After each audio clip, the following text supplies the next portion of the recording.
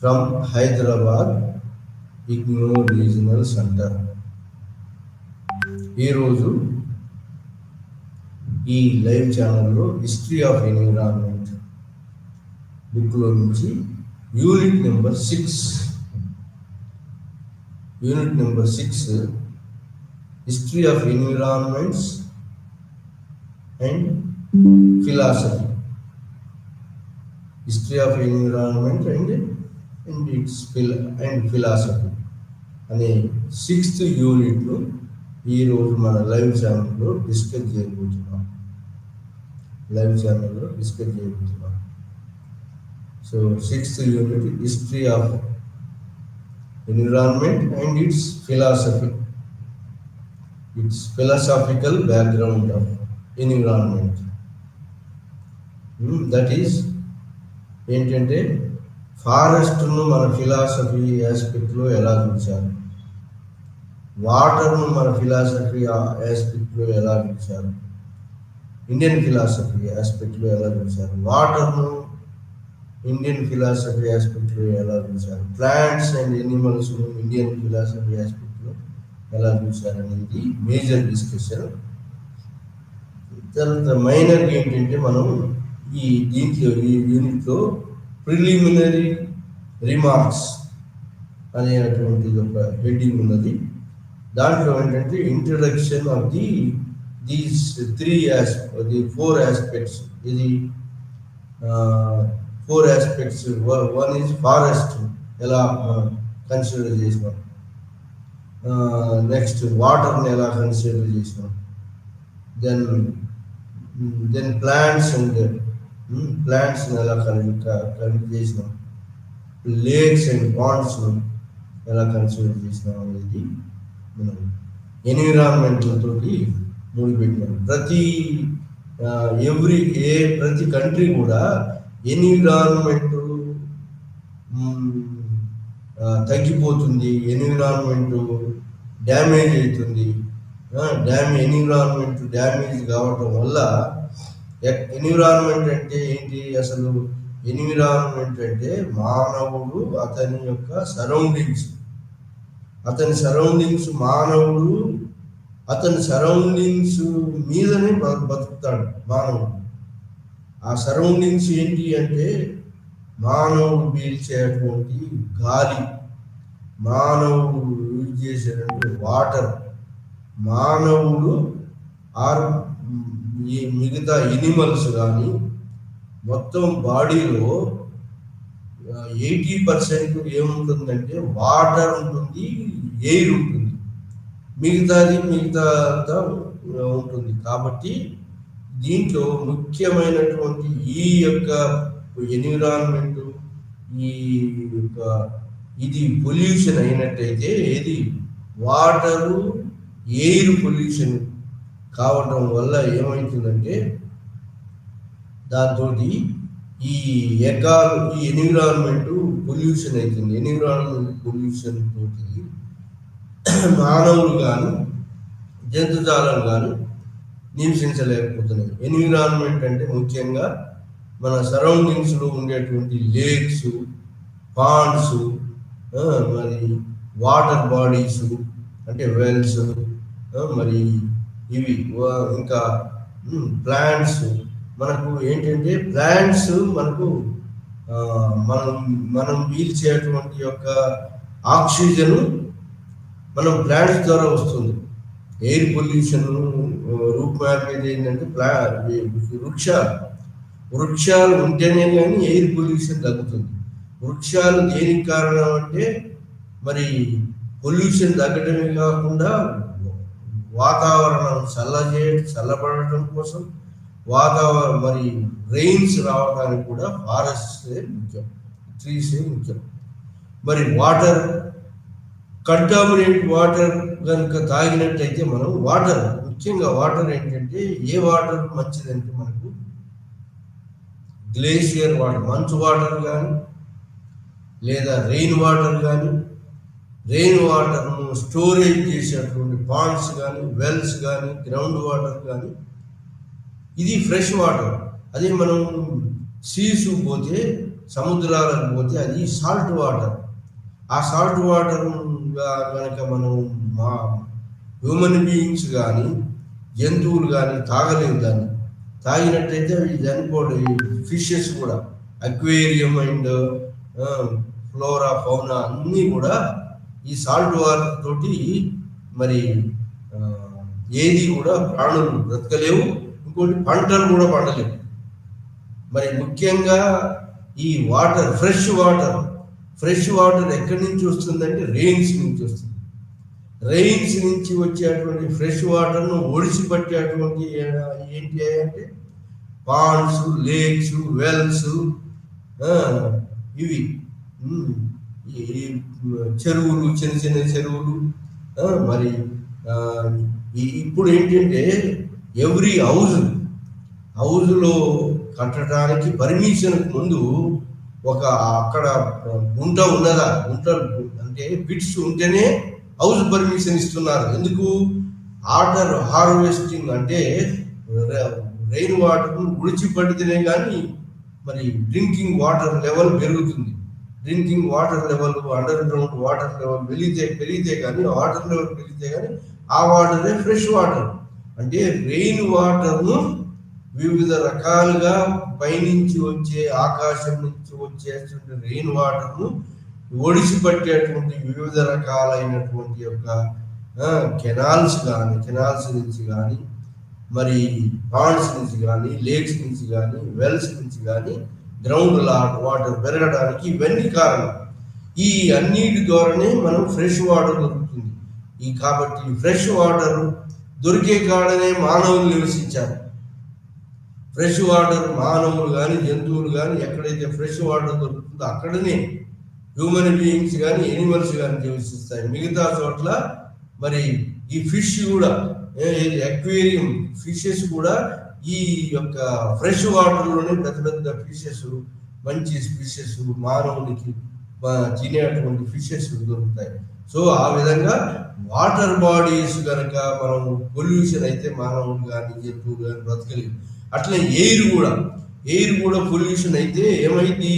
Carbon dioxide పీల్చేటువంటి వృక్షాలు లేకపోతే మన ఎయిర్లో కార్బన్ డైఆక్సైడ్ ఎక్కువైంది. కార్బన్ డైఆక్సైడ్ ఎక్కువైనప్పుడు ఏంది? ఓజోన్ పొర అంటే స్కైలో ఒక పొర ఉంటుంది. ఆ ఓజోన్ పొర మెల్ట్ అయితే ఏమైంది?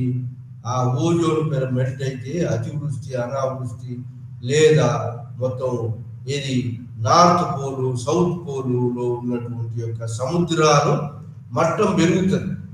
మట్టం పెరిగి అవి సబ్మెర్జ్ అయిపోతాయి.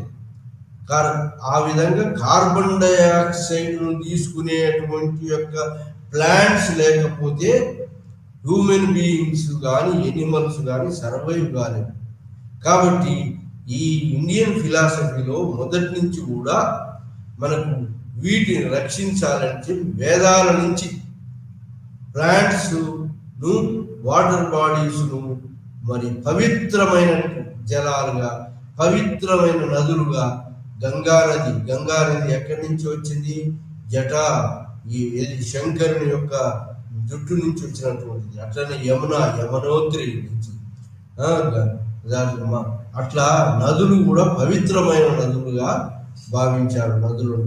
ఆ నదులను, కాలువలు, నీరు, ఫ్రెష్ వాటర్ ఉన్న చోటనే మానవులు మరి ఈ వాటర్ను కన్జ్యూమ్ చేసి మానవ జాలము, ఎనిమల్స్, ఈ లైఫ్ ఉన్నటువంటి వాళ్ళ ఈ లైఫ్ ఏ ప్రాణి కూడా ఈ యొక్క ఫ్రెష్ వాటర్ లేకుండా బతకదు. ఫ్రెష్ వాటరు, ఫ్రెష్ ఎయిర్ లేకుండా కార్బన్ డైఆక్సైడ్ పీల్చుకొని ఆక్సిజన్ వదిలేటువంటి ప్లాంట్స్ లేకుండా మరి మానవ జాలం కానీ జంతుజాలం కానీ నివసించలేదు. కాబట్టి మనకి ఏన్షియంట్ పీరియడ్ నుంచి, అంటే ప్రాచీన కాలం నుంచి, వేదాల నుంచి ఈ పొల్యూషన్, కార్బన్ డైఆక్సైడ్ పీల్చేటువంటి యొక్క వృక్షాలను వివిధ రకాలుగా విభజించి వాటిని మహావనాలు, తపోవనాలని, మహావనాలని, స్త్రీవనాలని, రిలీజియస్ సెరమనీ, ఇలా వనాల ద్వారా కార్బన్ డైఆక్సైడ్ను పీల్చుకొని ఆ ప్లాంట్స్ ఆక్సిజన్ మానవులకు జంతుజాలానికి ఉపయోగపడేటువంటి ఆక్సిజన్ ఇస్తుంది. కాబట్టి ఆ పొల్యూషన్ తగ్గిస్తుంది ఏది ప్లాంట్స్. కాబట్టి వేదాల నుంచి కూడా మనకు ఈ పొల్యూషన్.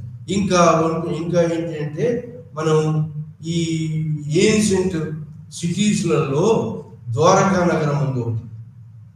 ద్వారకా నగరము కృష్ణుడు బృందావనంలో ద్వారకా నగరం కూడా అక్కడ పెద్ద కాలనైజ్ చేశాడు.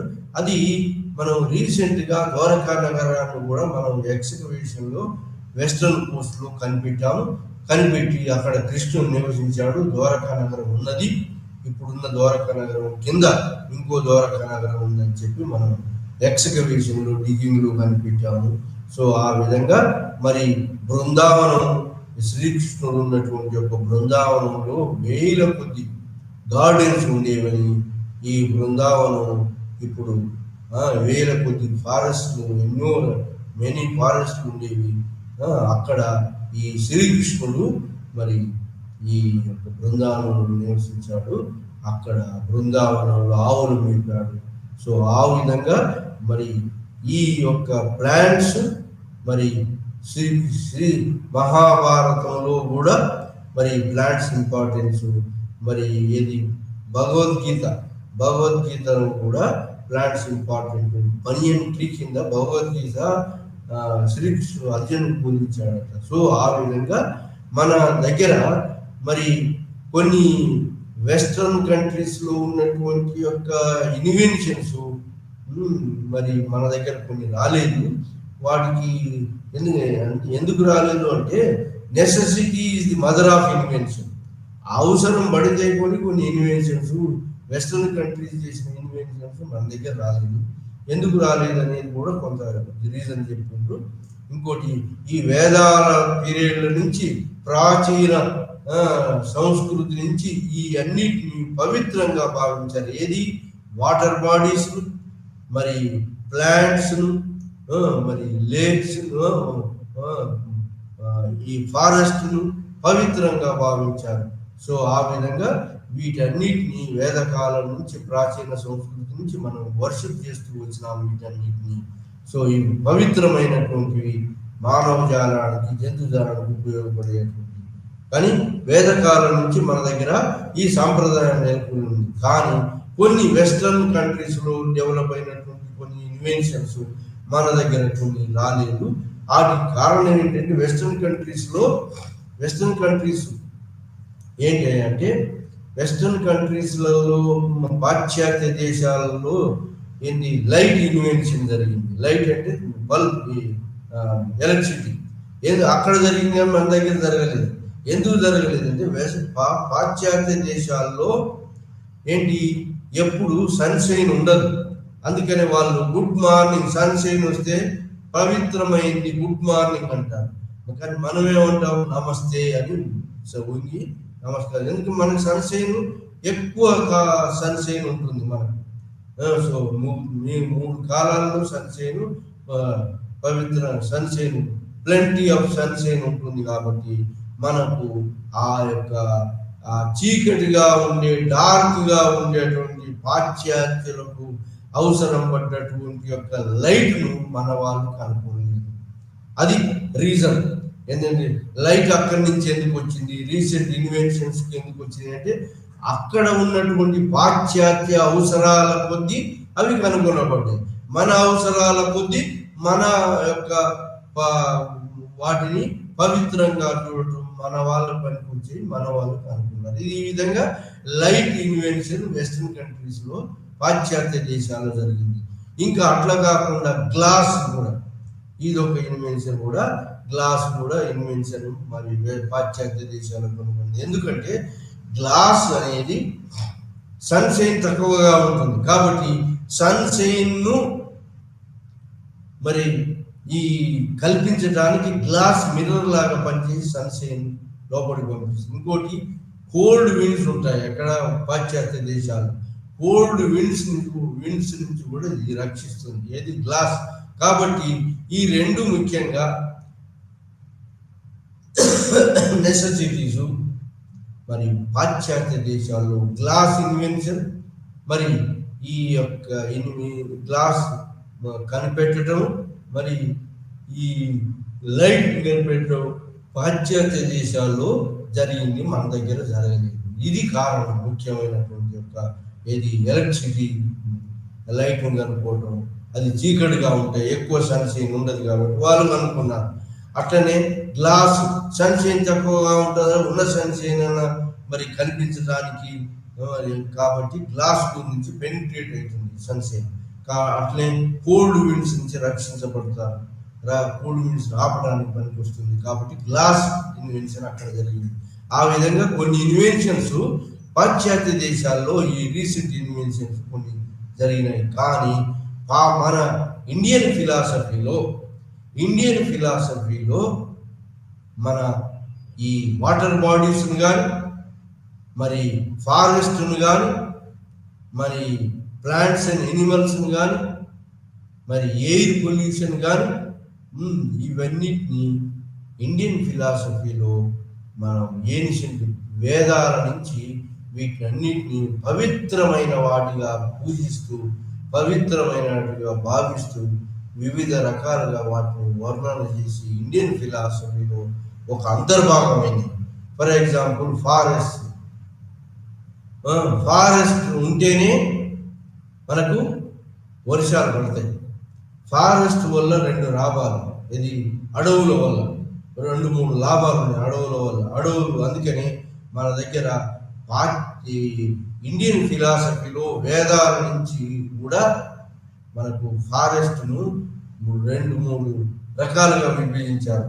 ఒకటి తపోవనమని, రెండవది మహావనమని, మహావృక్షజాలం ఉండేది, మూడవది శ్రీవనమని.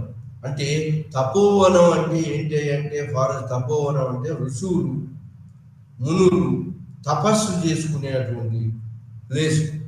ఆ తపోవనంలో ఈ యొక్క వైల్డ్ ఎనిమల్స్ ఉండవు. ఋషులు మునులు అక్కడ తపస్సు చేసుకుంటుంటారు, యోగాలు చేసుకుంటుంటారు, నాలెడ్జ్ని గెయిన్ చేసుకుంటుంటారు. మెడిటేషన్ ద్వారా ఆ నాలెడ్జ్ని మరి పొందడం కోసం మిగతా ప్రజలు ఆ ఋషుల దగ్గరికి, మునుల దగ్గరికి పోయి మరి వాళ్ళకు ఉన్నటువంటి సమస్యను పరిష్కారం చేసుకోవడానికి మరి వాళ్ళని అప్రోచ్ అవుతుంటారు. ఎవరిని? ఈ ఋషులు మునులు. దాన్ని తపోవనం అని అంటారు. రెండవది వనం ఏంటంటే మరి మహావనం అంటే ఏంటంటే దాంట్లో బాగా తిక్కుగా ఉన్నటువంటి పెద్ద పెద్ద వృక్షాలు ఉంటాయి. ఆ వృక్షాలలో ఈ జంతువులు, ఇది ఈ లెపర్డు, చిరుత పులి కానీ, పెద్ద పులి కానీ, సింహం కానీ, మిగతా ఎలిఫెంట్స్ కానీ, మరి చీతాలు కానీ, మిగతా జంతువులన్నీ వైల్డ్ ఎనిమల్స్ అన్నీ కూడా ఉంటాయి. సో కాబట్టి అందులోకి ప్రజలు బాగా బోరు కాబట్టి ఆ వనాలు బాగా రక్షించబడి ఏం చేస్తున్నాయంటే ఆ ఫారెస్ట్ వర్షాలను మనకు మేఘాలను ఆపి మనకు రెయిన్ ఇస్తున్నాయి, వర్షం ఇస్తున్నాయి ఆ ఫారెస్ట్. అవి ముఖ్యంగా ఫారెస్ట్ ఎక్కడ ఎక్కువ ఉన్నదో, ఆ మన దేశంలో ఎక్కడ ఫారెస్ట్ ఎక్కువ ఉన్నదో అక్కడ వర్షాలు ఎక్కువ పడుతున్నాయి. చూడండి, మహారాష్ట్రలో బాగా ఉన్నాయి, మహారాష్ట్రలో వర్షాలు పడతాయి బాగా. మరి మన అస్సాంలో ఫారెస్ట్ ఉంటుంది, ఇంకా ఎత్తైన ప్రదేశం కాబట్టి హిమాలయాలు కూడా ఆపుతున్నాయి. హిమాలయాలు కూడా ఈ నైరుతి ఋతుపవనాలు ఆపి స్క్రీన్గా మరి వర్షాలను ఇస్తున్నాయి. అందుకోసం నార్త్ ఇండియన్ రివర్స్ అన్నీ కూడా perineal reverse, ever flowing reverse అయినాయి. ఎండాకాలము మంచు కరుగుతుంది, వానాకాలం వానలు ఈ హిమాలయన్ మౌంటైన్స్ ఆపి మరి ఈ ఎత్తైన హిమాలయన్ మౌంటైన్స్ ద్వారా కూడా మనకు 2 లాభాలు ఉన్నాయి. ఒకటి ఏంటంటే రెయిన్స్, నైరుతి ఋతుపవనాలు ఆపి ప్లెంటీ ఆఫ్ రెయిన్ ఇస్తున్నాయి. ఇంకా సైబీరియా నుంచి, రష్యా నుంచి అటువంటి కోల్డ్ విండ్స్ను ఆపి మనది ఎడారిగా మారకుండా ఈ యొక్క మంచు కొండలు, ఇంకా మంచు కరిగి వాటర్ని ఇస్తున్నాయి, ఫ్రెష్ వాటర్ని ఇస్తున్నాయి మంచు కొండలు. సో ఆ విధంగా మరి ఈ యొక్క మంచు నార్త్ ఇండియన్ రివర్స్ ఏంటి ఎవర్ ఫ్లోయింగ్ రివర్స్ అయినాయి.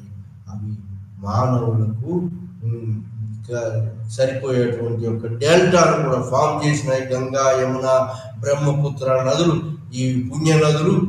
అందుకోసం ఆ యొక్క నదులు ఉన్న ప్లేస్లలోనే మానవులు నివసించారు. ఎక్కువ మంది పట్టణాలన్నీ కూడా నదులు ఎక్కడైతే ఉంటాయో అక్కడనే వాటర్ లేకుండా మనిషి నివసించలేదు. Water connected with the forest లేకుండా వాటర్ ఇది వర్షాలు పడవు. కాబట్టి వర్షాలకు, రెయిన్ వాటర్కు, ఫ్రెష్ వాటర్కు నిలయం ఏంటంటే ఫారెస్ట్. కాబట్టి ఫారెస్ట్ 3 రకాలుగా విభజించారు. ఒకటి తపోవనం ఫారెస్ట్ అని, 2 మహావనం ఫారెస్ట్ అని, 3వది రిలీజియస్ ఫారెస్ట్ అని. రిలీజియస్ అంటే టెంపుల్స్ ఉన్న చోటల్లా వృక్షాలు, పెద్ద పెద్ద టెంపుల్ సరౌండింగ్స్ కానీ, నీడనిచ్చే కానీ, టెంపుల్ లోపల కానీ పైపర్ ట్రీ, రావి చెట్టు ఉంటుంది. సో అది మరి ఈ విధంగా ఫారెస్ట్ను మరి ప్రిజర్వేషన్ కొట్టొద్దు, ఫారెస్ట్ను డిక్రీజ్ కావద్దు. ఫారెస్ట్ డిక్రీజ్ అయితే ఏమైంది రెయిన్స్ రావు, అంటే వానలు పడకపోతే ఏమైంది ఫ్రెష్ వాటర్ దొరకదు.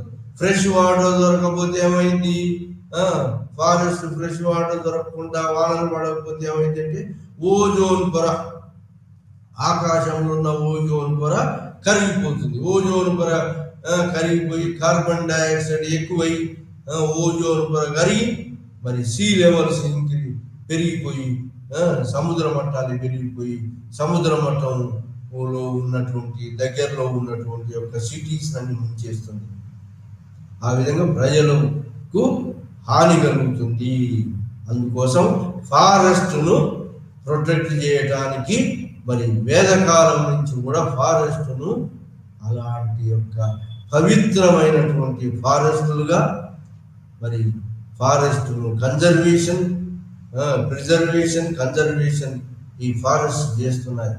మానవుల యొక్క ప్రిజర్వేషన్కు ఫారెస్ట్ కన్జర్వేషన్ ఇంపార్టెంట్ అని చెప్పి మోడర్న్ పీరియడ్లో చెట్లు నాటడం ప్రతి స్టేట్, ఇప్పుడు ఈ తెలంగాణ స్టేట్లో కూడా తెలంగాణలో ఫారెస్ట్ బాగా తక్కువ ఉన్నది, 57% ఉన్నది. మహారాష్ట్రలో ఎక్కువ ఉన్నది, అదేవిధంగా మరి కేరళలో ఎక్కువ ఉన్నది, తమిళనాడులో కూడా ఎక్కువ ఉన్నది.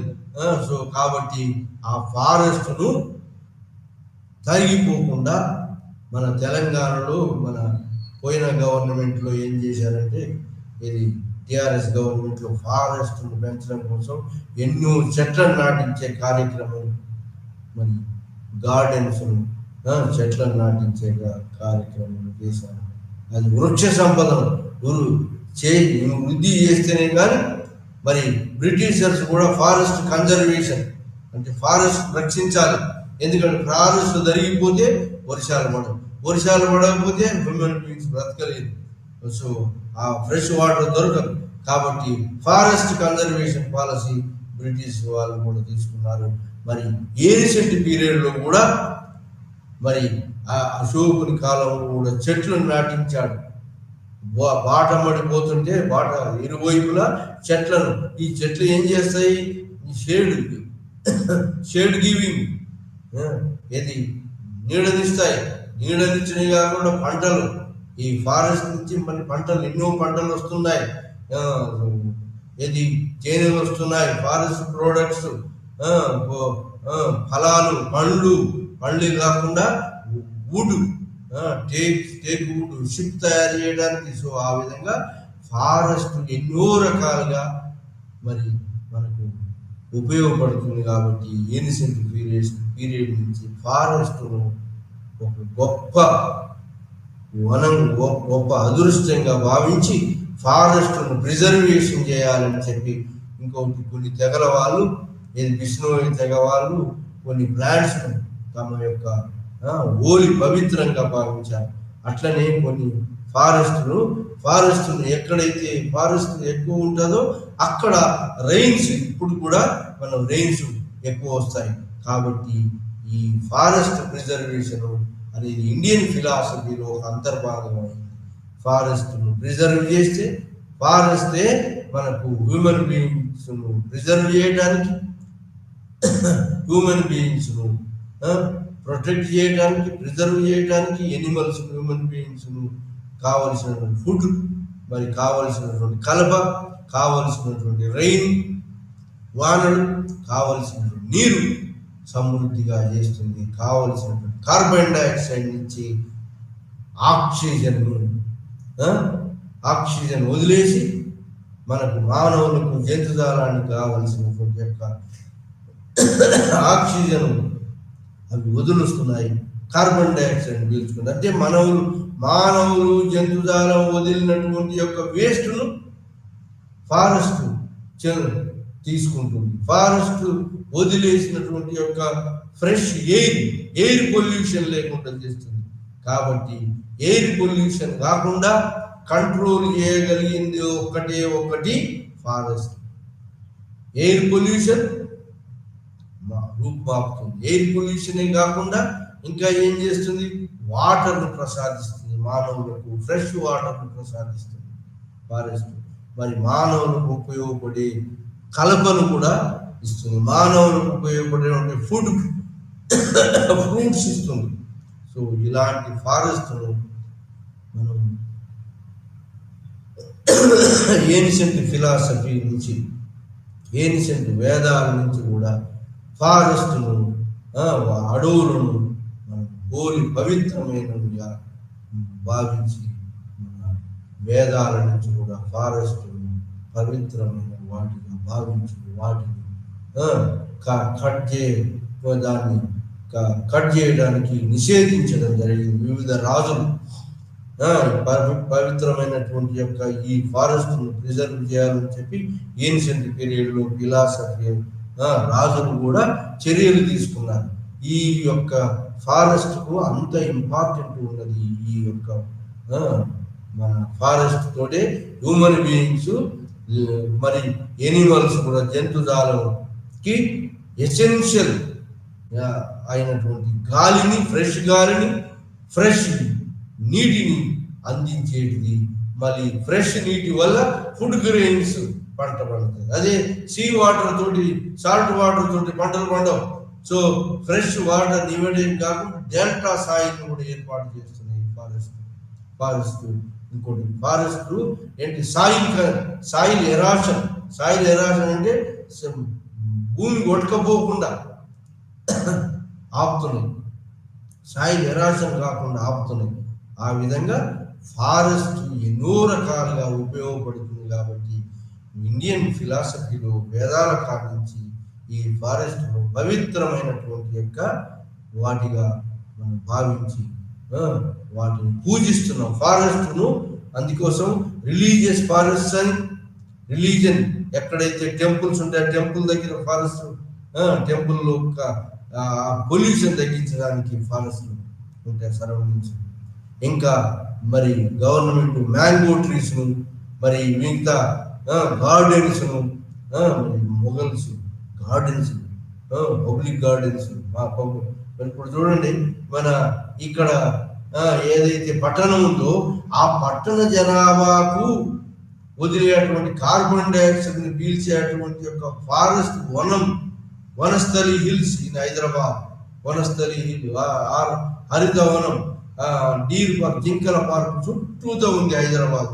అంటే ఏంటి? ఇలా ఢిల్లీలో కానీ మరి ఎక్కడ పెద్ద పెద్ద పట్టణాలు ఉన్న చోట ఈ యొక్క ఫారెస్ట్ను, ప్లాంట్స్ను కొట్టకుండా మరి పవిత్రమైనగా భావించి ఫారెస్ట్ను, రిలీజియస్ ఫారెస్ట్ అని, మహావనం వైల్డ్ యానిమల్స్ ఉండేటువంటి ఫారెస్ట్ అని, తపోవనం అని చెప్పి వివిధ రకాలుగా విభజించి వాటిని ప్రిజర్వ్ చేయడంతో మనకు కావలసినటువంటి రెయిన్ లభిస్తుంది, మనకు కావలసినటువంటి ఆక్సిజన్ లభిస్తుంది, కార్బన్ డైఆక్సైడ్ తీసుకొని మనకు కావలసినటువంటి యొక్క ఫ్రెష్ వాటర్, మరి ఫ్రూట్స్, మరి పంటలు కూడా మరి రెయిన్ వాటర్ ద్వారా పంటలు పండించి సఫిషియెంట్గా మనం ఈ విధంగా ఇండియన్ ఫిలాసఫీలో ఫారెస్ట్ ప్రిజర్వేషన్ అనేది ఒక వేదాల నుంచి ఫిలాసఫీలో దీన్ని ప్రొటెక్ట్ చేయాలని చెప్పి ఉన్నది.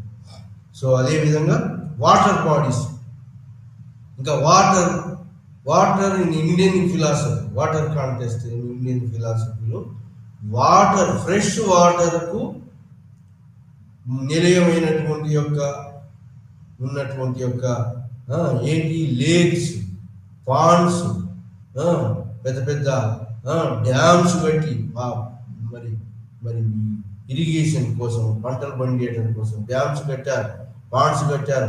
విలేజ్లో మొట్టమొదటి నుంచి కూడా విలేజ్కి ఒక చెరువు ఉన్నది. అది ఎవరు చేశారు? ఏన్షియంట్ పీరియడ్ నుంచి విలేజ్కి ఒక చెరువు, ఆ ప్రాచీన కాలం నుంచి కూడా విలేజ్కి ఒక చెరువు ఉండాలని, విలేజ్ చెరువుకు దగ్గరగానే చెరువు దగ్గరగానే విలేజ్ ఉంటుంది. చెరువు గట్టు మీదనే టెంపుల్ ఉంటున్నాయి. అంటే టెంపుల్స్, పాపులేషను, మరి ఈ వాటర్ ఉన్న నీళ్ళున్న చోటనే ఈ యొక్క పవిత్రమైన టెంపుల్స్ వెలిసినాయి. పవిత్రమైనటువంటి యొక్క జలం ఉన్న చోటనే పాపులేషన్ నివసించారు. ఆ విధంగా పవిత్ర జలం, మానవులు ఆ పవిత్రమైన జలం లేకుండా మానవుడు ఏంటంటే 80% ఆఫ్ మానవుల్లో ఉండేటువంటిది ఏంటంటే వాటర్ అండ్ ఎయిర్. కాబట్టి ఈ రెండు కూడా ప్రసాదించేది, మరి వాటర్ ప్రసాదించేది ఏంటంటే రెయిన్ వాటర్. మరి రెయిన్ వాటర్కు మరి నిల్వ చేసేటువంటి యొక్క నిల్వ స్టోరేజ్ చేసేటువంటి ఏంటి అంటే ఈ పాండ్స్, లేక్స్, చెరువులు, కుంటలు, బావులు, పెద్ద బావులు. నార్త్ ఇండియాలో అయితే పెద్ద బావులు. సో పెద్ద బావులు, స్టెప్స్. రాజస్థాన్లో పెద్ద బావి, ఎంతో విశాలమైన బావి, 530 స్టెప్స్ ఉన్న బావులు కూడా ఉన్నాయి. సో ఆ విధంగా బావులు, మరి చెరువులు, కుంటలు, మరి కాలువలు, ఇవన్నిటి ద్వారా మరి ఫ్రెష్ వాటర్ను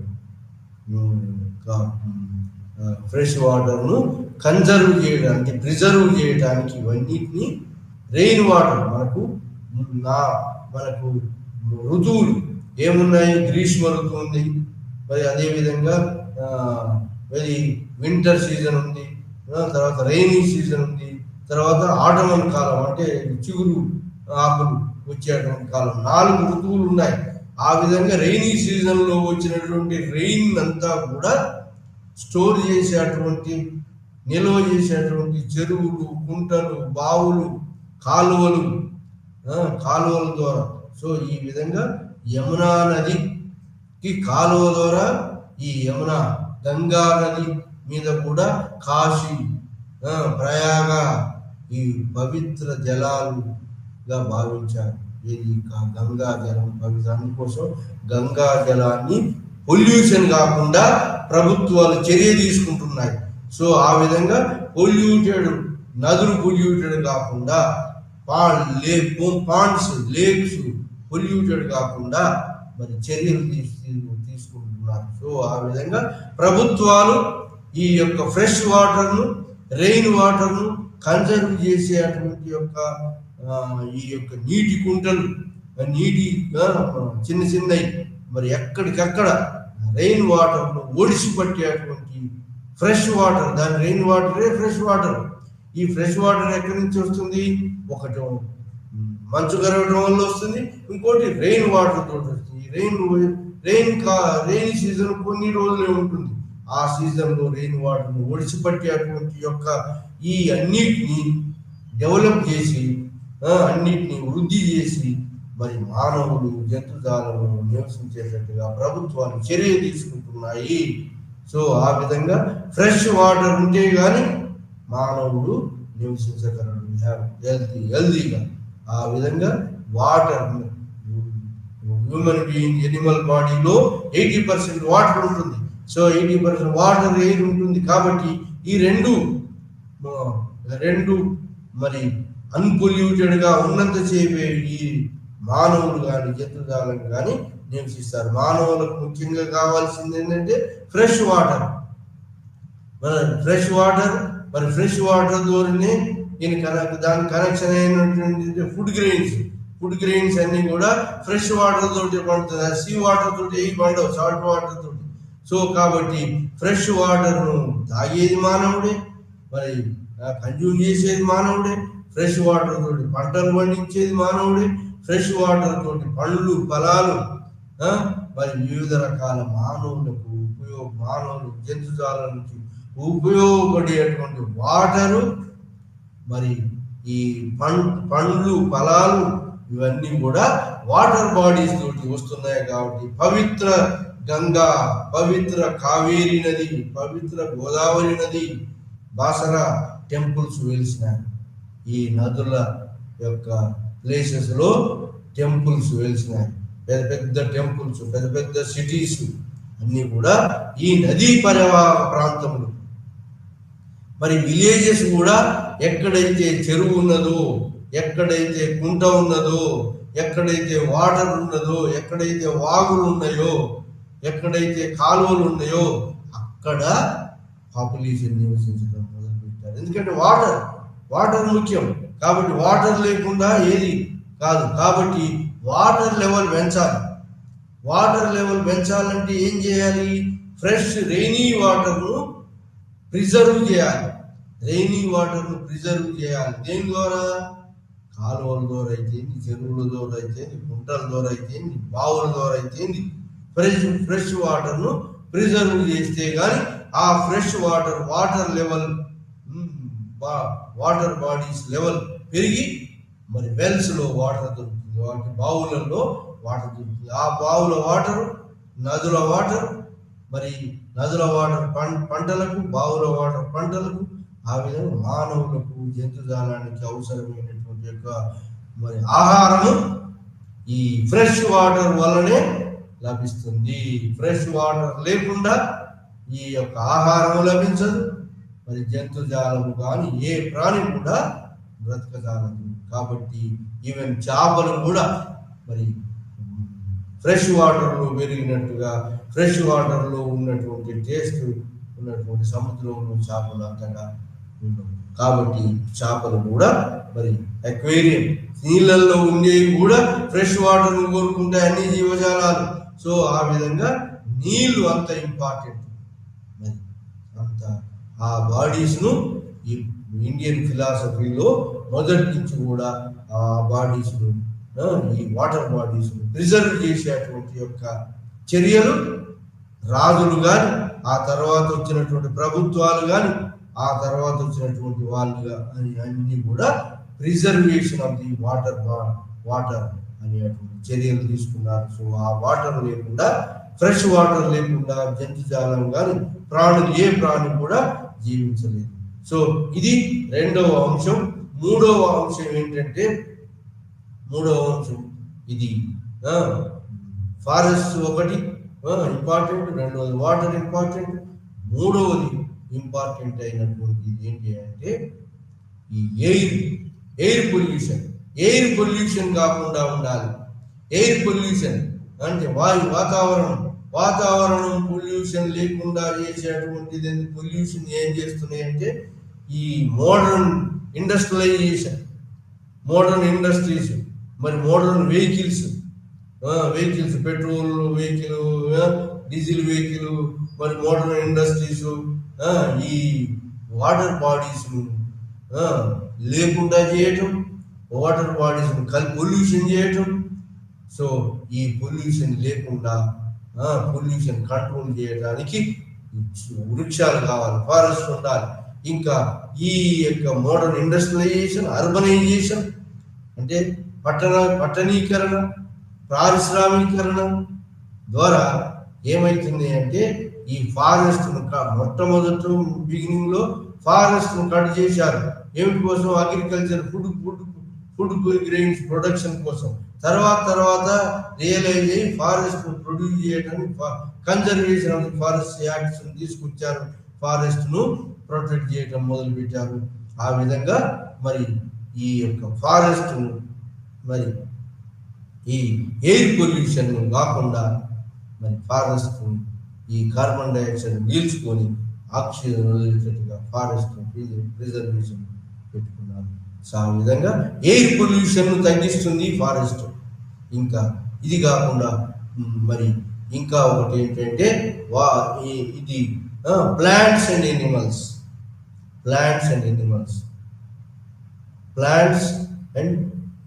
ఇండియన్ ఫిలాసఫీలో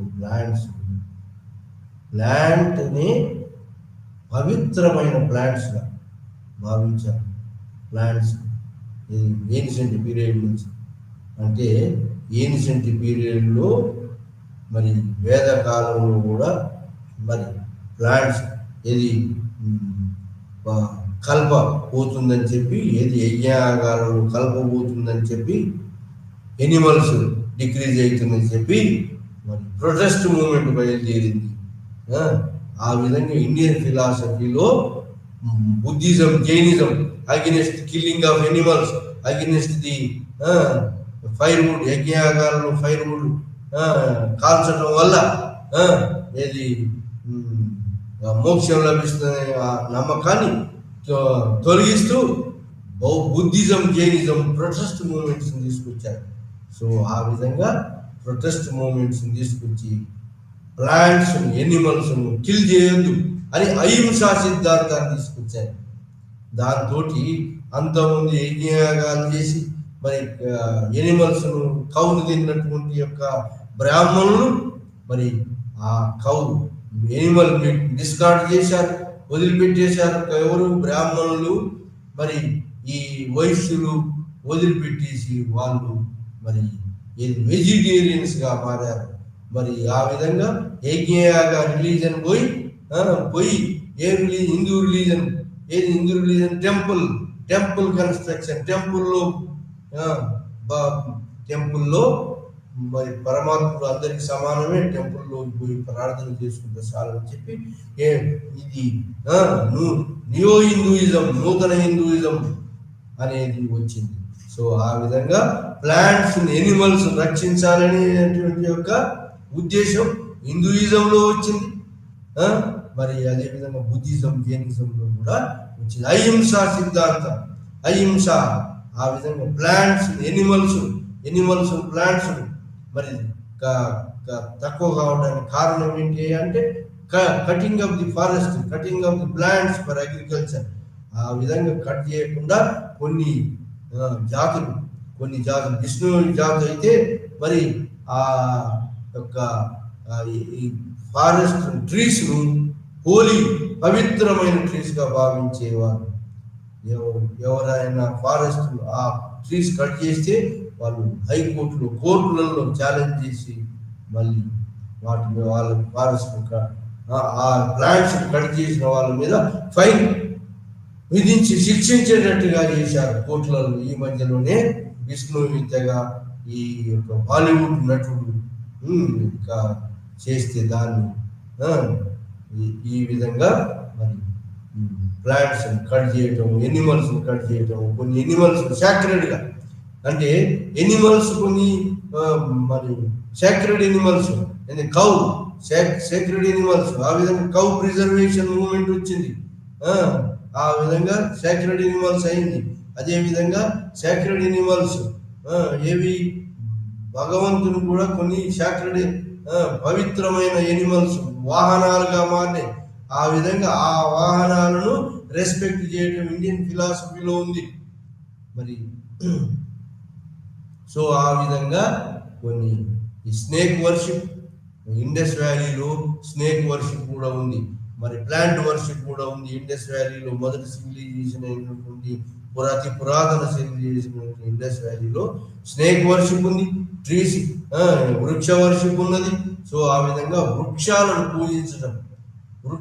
పూజించడం అనేది, వృక్షమే పైపల్ ట్రీ కింద, అంటే రావి చెట్టు కిందనే గౌతమ బుద్ధుడు మరి ఎన్లైటన్మెంట్ బోధి వృక్షం కింద ఎన్లైటన్మెంట్ పొందాడు, జ్ఞానోదయం పొందాడు. నిర్వాణము ఎక్కడ పొందాడు?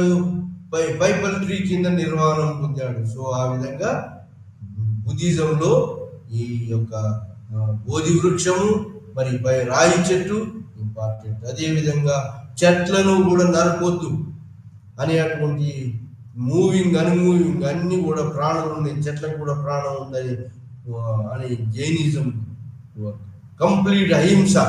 అందుకోసం జైనిస్ట్ ఎవరు కూడా ఈ యొక్క అడవులు నరకడం కానీ అగ్రికల్చర్ చేయడం కానీ చేయకుండా వాళ్ళు ట్రేడర్స్గా మారారు. ఆ విధంగా కొంత ఈ బిజినెస్ వాళ్ళు అడాప్ట్ చేసుకున్నారు, అగ్రికల్చర్ పోలేదు. ఎందుకంటే జైనిస్టులు ఈ ప్లాంట్స్ కడిగే ప్లాంట్స్ కూడా జీవాలు ఉన్నాయి, జీవం ఉంది.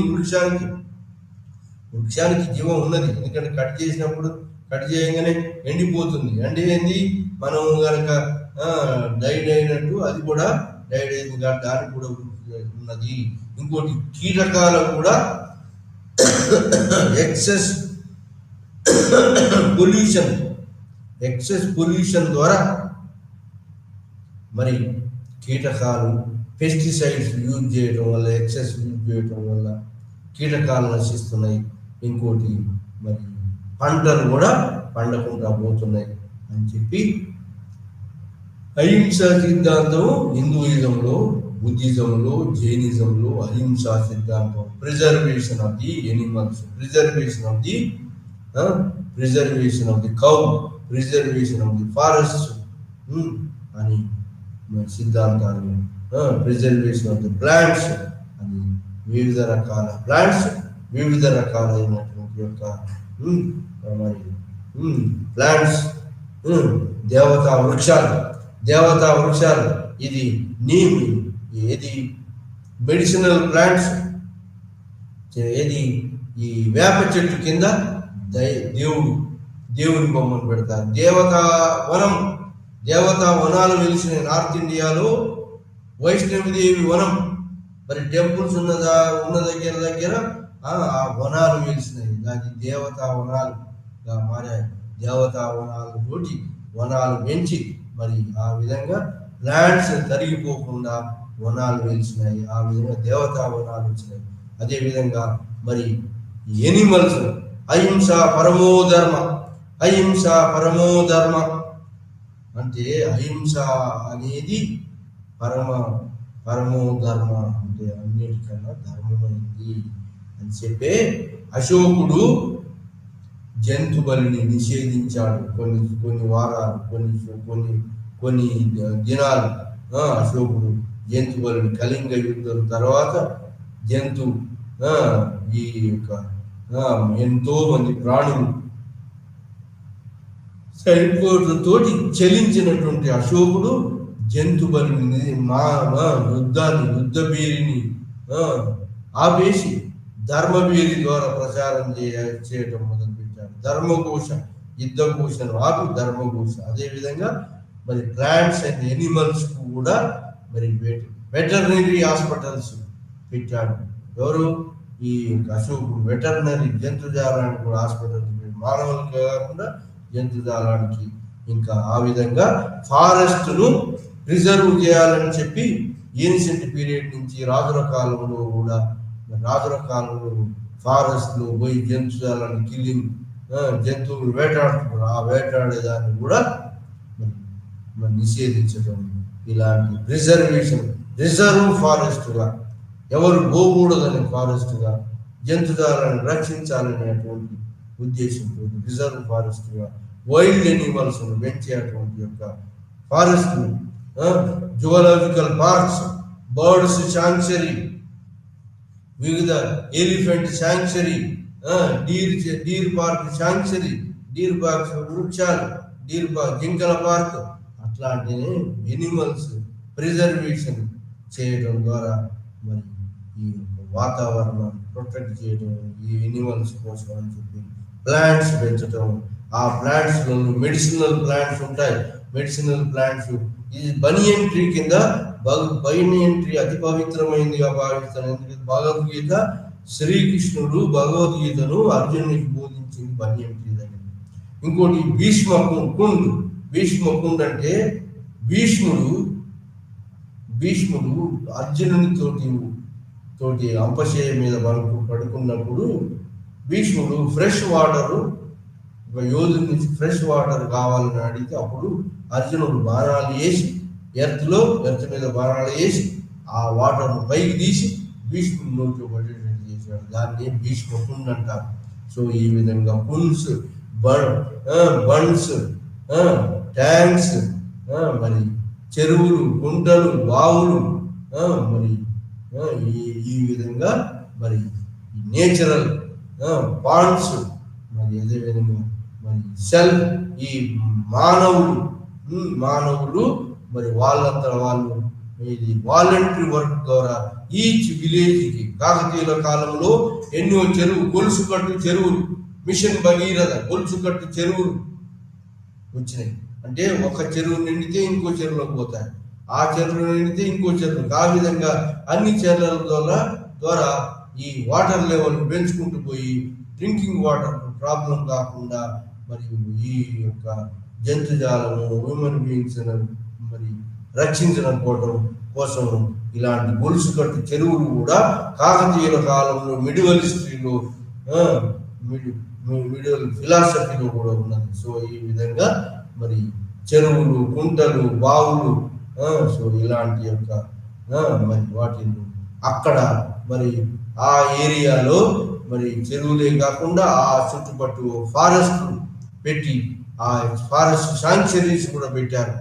ఇది ఎనిమల్ శాంక్చరీస్, వివిధ రకాల ఎనిమల్ శాంక్చరీస్, ఇది ప్రిజర్వేషన్ శాంక్చరీస్ కూడా ఈ నదులు ఉన్న దగ్గర, వాటర్ బాడీస్ ఉన్న దగ్గర, కెనాల్స్ ఉన్న దగ్గర, పవిత్రమైన నదులు ఉన్న దగ్గర, పుణ్యక్షేత్రాలే కాకుండా ఈ sanctuary, bird sanctuary, animal sanctuary, animal పెంచేటువంటి యొక్క అది ఇలాంటి యొక్క శాంక్చరీస్ రావటం మరి జరిగింది. ఆ విధంగా ఎనిమల్ ప్రొటెక్షన్, ఎనిమల్స్ సంపొద్దు, ప్రిజర్వేషన్ ఆఫ్ ఎనిమల్స్ మూవ్మెంట్ వచ్చింది బుద్ధిజం, జైనిజం.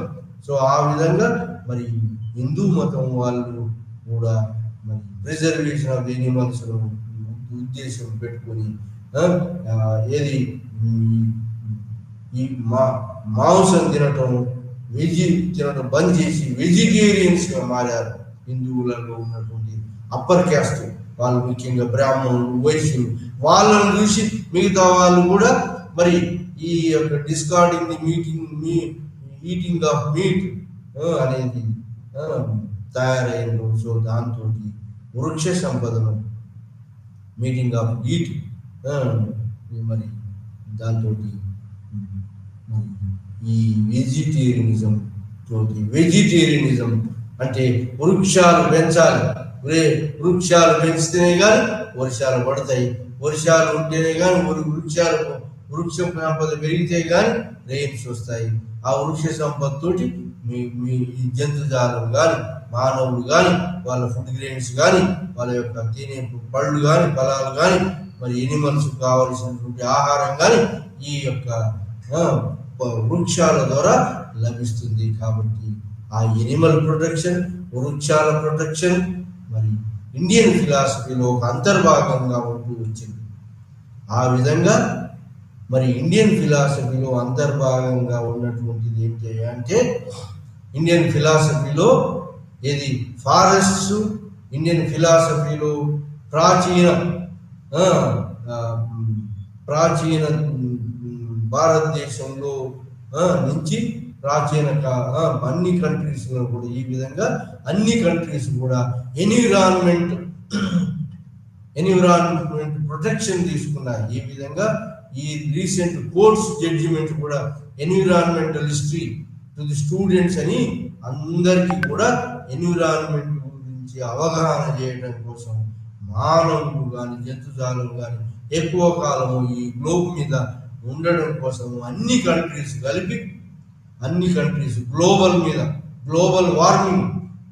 వార్మింగ్ కాకుండా, గ్లోబల్ వార్మింగ్ అయితే ఏమైంది, ఓజోన్ పొర కరిగిపోతుంది. ఓజోన్ పొర కరిగితే ఏమైతుంది, సీ లెవెల్ పెరుగుతుంది. సీ లెవెల్ పెరిగితే ఏమైంది, సీ చుట్టూ ఉన్నటువంటి అర్బన్ స్ట్రక్చర్స్ అయితే ఏంది, పెద్ద పెద్ద పట్టణాలు అయితే ఆ సీలో ముని సబ్మెట్ సీ వాటర్ లెవెల్ పెరిగిపోయి అందులో అంతర్ధానం అయిపోతాయి. ఈ అర్బన్ సెంటర్ ఇది ఈ ఓషియన్స్ సముద్రాలకు దగ్గరగా ఉన్నటువంటి. సో ఆ విధంగా ఓజోన్ పొర నువ్వు కరగకుండా, కార్బన్ డైఆక్సైడ్ ను ఇంక్రీజ్ కాకుండా, వాటర్ ను ప్రొటెక్ట్ చేయడానికి ఫారెస్ట్ వారి ఏన్షియంట్ వేదాల నుంచి మరి ఫిలాసఫీలో మన యొక్క తత్వంలోనే, ఇండియా తత్వంలోనే మరి ఈ యొక్క ఫారెస్ట్ ప్రిజర్వేషన్ అనేది ఉన్నది. ఫారెస్ట్ ప్రిజర్వ్ అయితేనే మానవుడు, ఎనిమల్స్, లైఫ్ బీయింగ్ అన్ని జంతుజాలం కానీ మానవులు కానీ నివసించగలరు ఈ గ్లోబ్ మీద. లేకపోతే ఈ అన్ని కూడా డిసప్పేర్ అవుతాయి అని చెప్పి ఫారెస్ట్ ప్రిజర్వేషన్ యాక్ట్స్ తీసుకొచ్చి చర్యలు తీసుకోవడం జరిగింది. అదేవిధంగా ఫ్రెష్ వాటర్ అన్ని రెయిన్స్ నుంచి వస్తాయి, ఏది ఈ మంచు నుంచి వస్తుంది. వాటిని మరి ఫ్రెష్ వాటర్ ద్వారా నదుల ద్వారా నదుల అనుసంధానం వాటర్ బాడీస్ ను ఏర్పాటు చేసి వాటర్ ట్యాంక్స్ ను చెరువులు, బావులు వీటి ద్వారా వాటర్ లెవెల్స్ ను పెంచి మానవులకు ఉపయోగపడేటువంటి ఒక పంటలు పండడానికి, మానవులకు కన్జంప్షన్ తాగడానికి ఉపయోగపడే వాటర్ ప్రొవైడ్ చేసి ఈ గ్లోబ్ మీద ఎనిమల్స్ ను, మానవుల్ని ప్రొటెక్ట్ చేసేటువంటి వాటర్ ను ప్రిజర్వేషన్ ఎఫెక్ట్ గా, ఎన్విరాన్మెంట్ ఎఫెక్ట్ కాకుండా ప్రిజర్వేషన్ చర్యలు తీసుకుంటారు. అదేవిధంగా ప్లాంట్స్ అండి, వాటరే కాకుండా plants and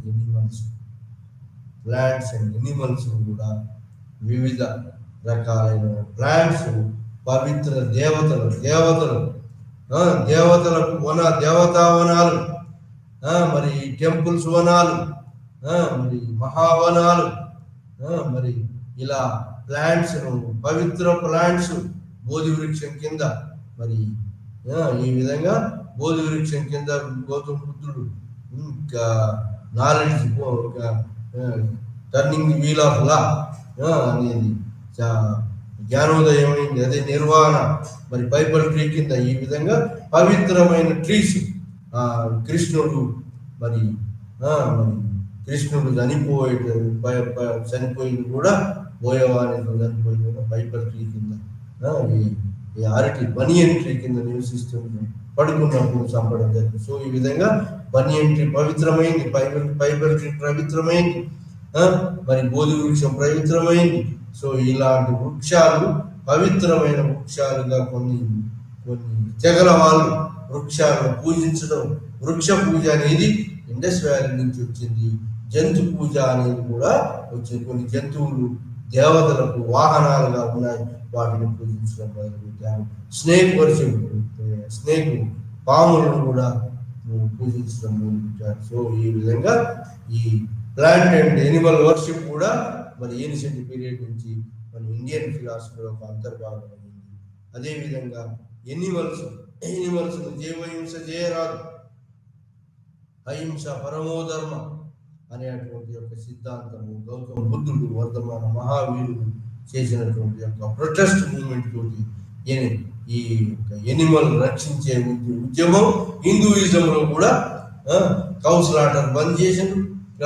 cow Holi Animal అయింది, పవిత్ర ఎనిమల్ అయింది. ఆ విధంగా అహింస పరమోధర్మ అని చెప్పి ఏ జంతువులు